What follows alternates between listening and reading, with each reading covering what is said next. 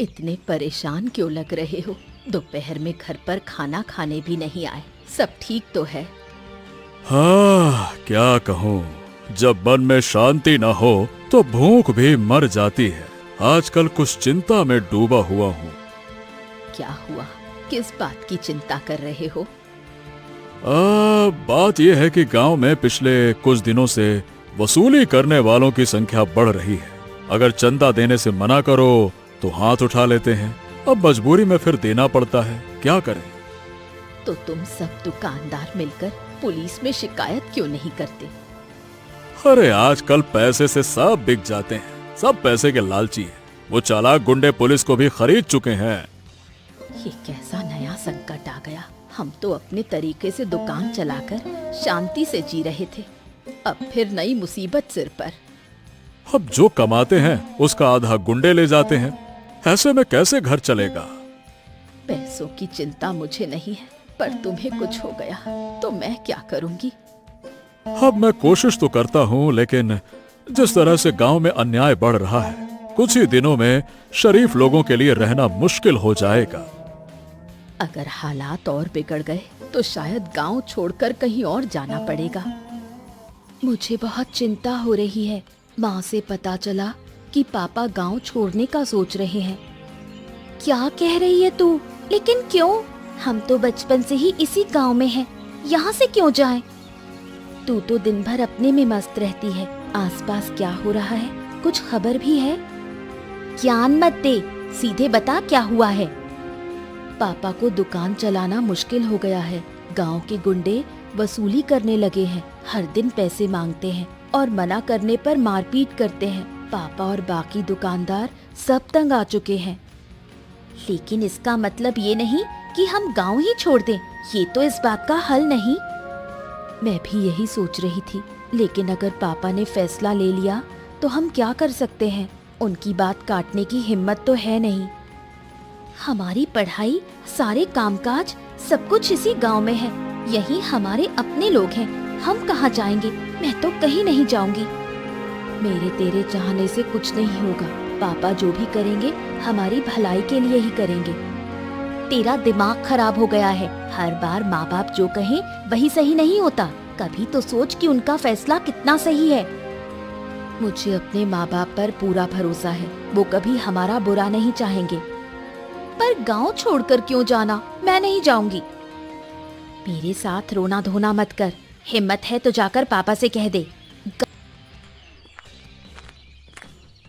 अरे सुन सुन सुन, ये बता, तू हरिपद मास्टर की बेटी है ना? हाँ काका, आप मेरे पापा को जानते हो? अरे बहुत अच्छे से जानता हूँ। ये बता, वो दिखते नहीं आजकल, कहाँ है? पापा व्यापार के सिलसिले में शहर गए हैं। अगले हफ्ते लौटेंगे। अरे 4 महीने हो गए दुकान खोले, अब तक ठीक से चंदा नहीं दिया और ऊपर से शहर चले गए हैं? आप क्या कह रहे हो? मैं तो कुछ समझी ही नहीं। हाँ, तुझे समझने की जरूरत नहीं है बेटा। बस ये कहना कि जब तुम्हारे पापा आए तो उनसे कहना बेटा कि मुरली काका से मिलने को आ जाएं, बस। ठीक है काका, पापा के आते ही कह दूंगी। और हाँ, ये भी बता देना, अगर चालाकी की और मुझसे मिलने नहीं आए तो मैं घर आ जाऊंगा, और मैं घर आया तो घर जला दूंगा। मैंने तो सोचा था आप अच्छे इंसान हैं, लेकिन आपकी बातों से लग रहा है आप बहुत ही बुरे हो।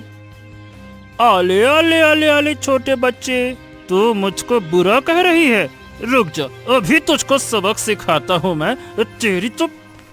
ये आप क्या कर रहे हो? अरे तू कौन है अब? मैं कौन हूँ इससे फर्क नहीं पड़ता। क्या आपके अंदर इंसानियत बची है? एक बच्ची को चाकू दिखा रहे हो? अरे ज्यादा बोलो मत, मैं कुछ कर बैठूं उससे पहले ही तुम दोनों यहाँ से निकल जाओ। अरे जाओ। अगर आस्था समय पर नहीं आती तो शायद मुरली बिंदु को नुकसान पहुंचा देता। आस्था बिंदु को लेकर वहां से चली गई। क्या जरूरत थी मुरली से बात करने की? क्या तुम लोग उसे जानती हो? पूरे गांव में उसके बाप की ताकत है, कोई उसके खिलाफ आवाज उठाने की हिम्मत नहीं करता। वो एक बच्ची को चाकू दिखाकर डरा रहा था। अगर मैं समय पर नहीं पहुंचती तो शायद उसे मार भी देता। और तुम मुझसे पूछ रही हो कि मैं बीच में क्यों गई? दूसरों की जान तभी बचानी चाहिए जब अपनी जान सुरक्षित हो। मुरली एक बहुत ही खराब लड़का है। गांव के बड़े से बड़े लोग भी उससे डरते हैं। जो लोग डरते हैं उन्हीं को और ज्यादा डराया जाता है माँ।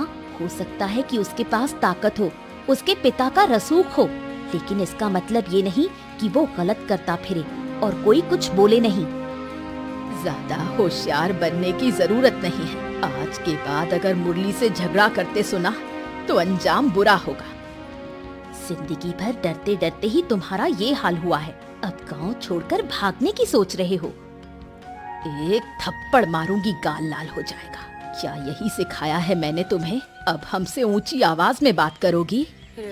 माँ, बुरा मत मानो, लेकिन शारदा ने कुछ गलत नहीं कहा। तुम लोग हमेशा डरते आए हो, इसी वजह से लोग तुम्हें और डराते हैं। अभी तो सिर पर माँ बाप का साया है, इसलिए ये सब बातें इतनी आसानी से कह रही हो। अगर हम ना होते तो दुनिया की बेरहमी समझ में आती। इसी बेरहम दुनिया में हिम्मत से लड़ना पड़ता है, डर से नहीं। खैर, अब कुछ और कहना बेकार है। अरे क्या कहूँ, इस हफ्ते मैं बाजार नहीं जा सका। अच्छा ये बता, तुझ पर जो हफ्ता वसूली का जिम्मा छोड़ा था, ठीक से किया कि नहीं किया? ओहो, जब मैं हूँ तो तुम्हें चिंता करने की जरूरत है क्या है? मैं सब इंतजाम कर चुका हूँ, बस एक छोटी सी परेशानी है। अरे अब क्या परेशानी है, क्या हो गया? अब बात यह है कि बाजार में कुछ दुकानदार हैं जो नाटक करते हैं पैसा देने में। उनमें सबसे ज्यादा दिक्कत है ये ससुरे पीताम्बर सेठ को। अच्छा याद दिलाया। मैं भी उसके बारे में बहुत सुन रहा था। सुना है वो दूसरों को भी हमारे खिलाफ भड़का रहा है। और नहीं तो क्या, बूढ़े को कुछ ज्यादा ही पंख लग गए हैं। पैर कबर में लटके हैं, लेकिन मुंह बहुत चल रहा है। लगता है कि अब उसके पंख काटने पड़ेंगे। और नहीं तो क्या, अगर वो ज्यादा ही उड़ रहा है तो एक काम करते हैं, उसको उड़ा देते हैं। मुझे उड़ते हुए शिकार करने में ही बड़ा मजा आता है। सही वक्त पर ऐसा वार करूंगा ना कि हिल भी नहीं पाएगा।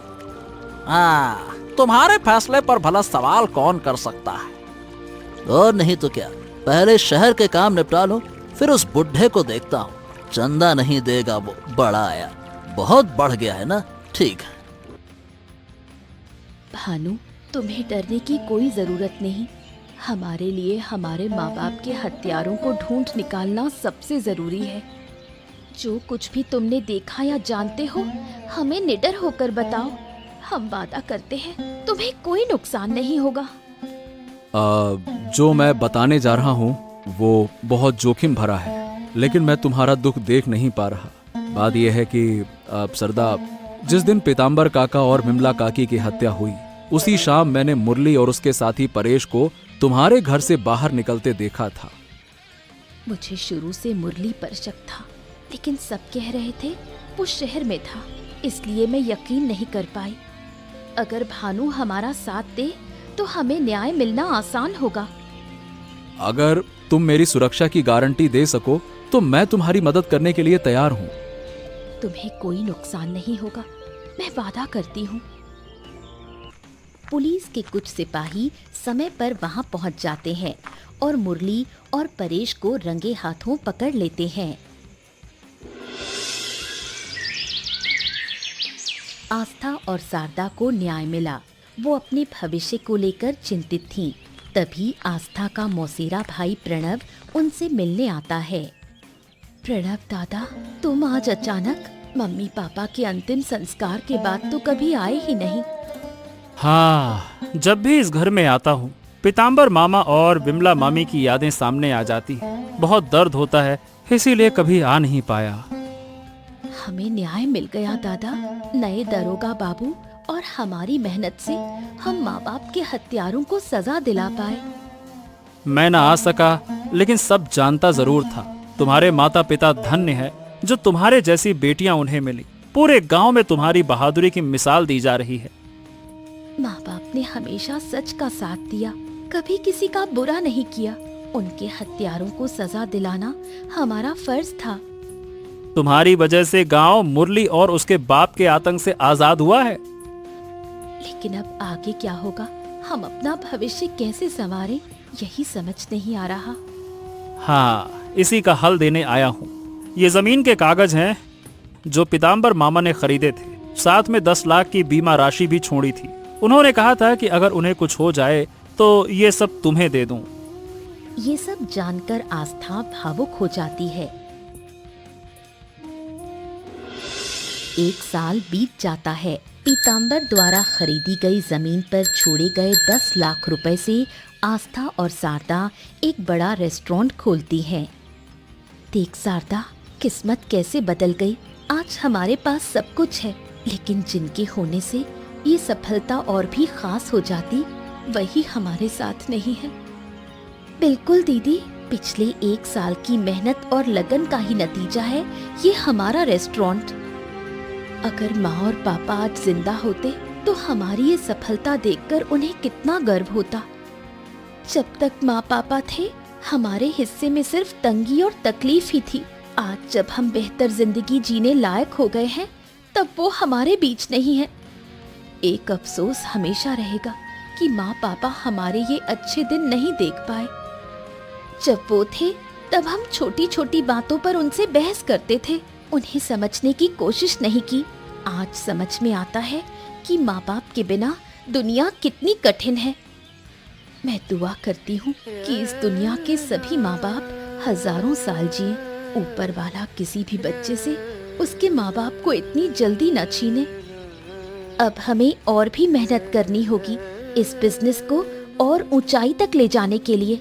हमें बीते समय की छाप से निकलकर अपना भाग्य खुद लिखना होगा।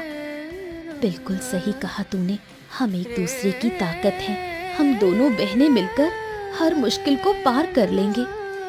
लेकिन मैं सोच रही थी कि हमारे इस नए रेस्टोरेंट का नाम क्या रखा जाए।